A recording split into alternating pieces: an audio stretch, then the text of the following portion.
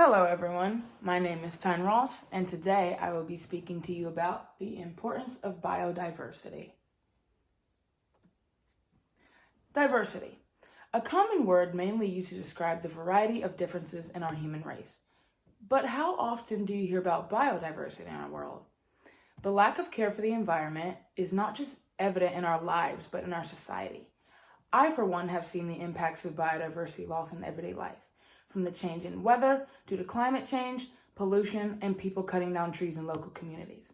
Today, I will be informing you about the growing effects of biodiversity loss, as well as how human care can be an important factor in the growth of biodiversity.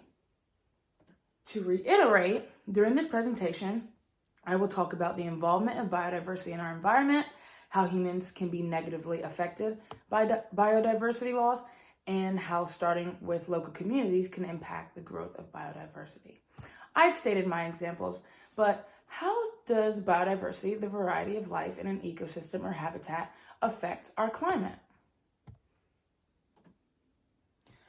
To start off, human activities produce greenhouse gases, which partly stay in the atmosphere.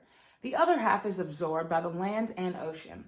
According to the United Nations Organization website, these ecosystems and the biodiversity they contain are natural carbon sinks, providing so-called nature-based solutions to climate change.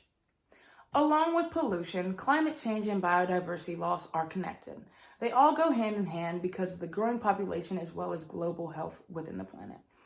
Governments deal with climate change and biodiversity through two different international agreements, including the United Nations Framework Convention on Climate Change and the United Nations Convention on Biological Diversity.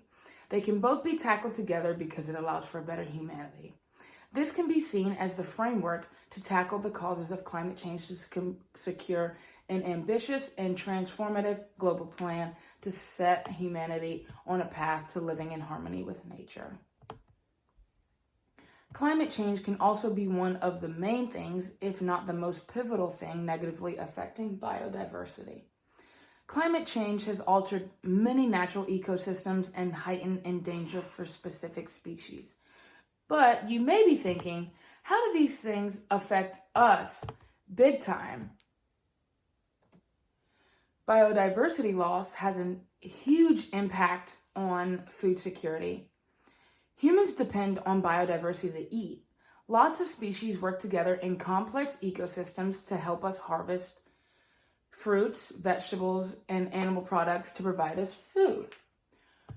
Abiotic factors like water and soil are definitely a part of the biological diversity of this planet. Water and soil are parts of an organism that are non-living components of an environment that are needed for living organisms, including humans. Biodiversity sustains the quality of the air and soils, distributes fresh water, and most importantly, regulates the climate. The global food system is the primary driver of biodiversity loss on the planet.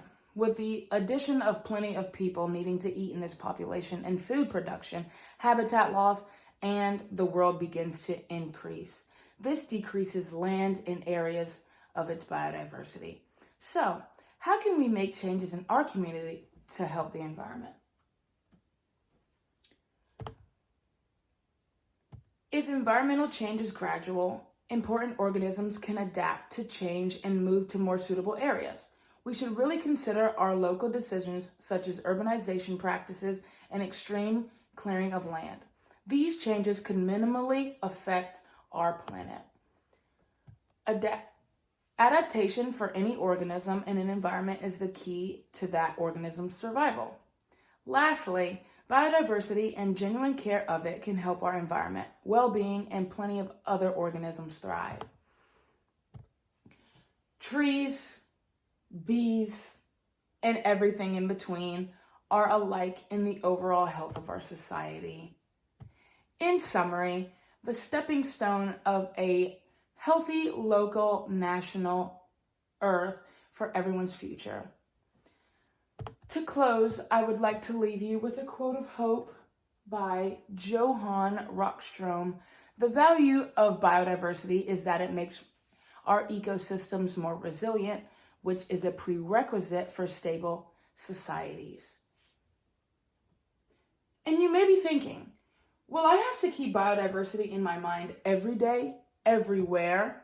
The answer is no. You don't necessarily have to be consumed with the thought of biodiversity, but it is important to keep in the memory bank to remind yourself of the topics discussed in this presentation. It's simply just being aware.